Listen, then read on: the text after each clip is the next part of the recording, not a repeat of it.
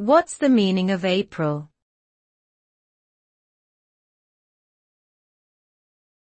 April.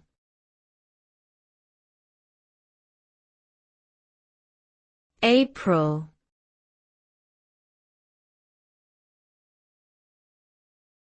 APR.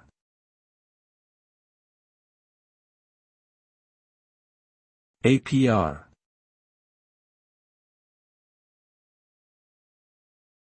APR stands for annual percentage rate. It is a measure of the interest rate on a loan, credit card or other financial product over the course of a year, expressed as a percentage. The APR includes not only the interest charged on the principal amount, but also any additional fees or charges associated with the loan or credit card.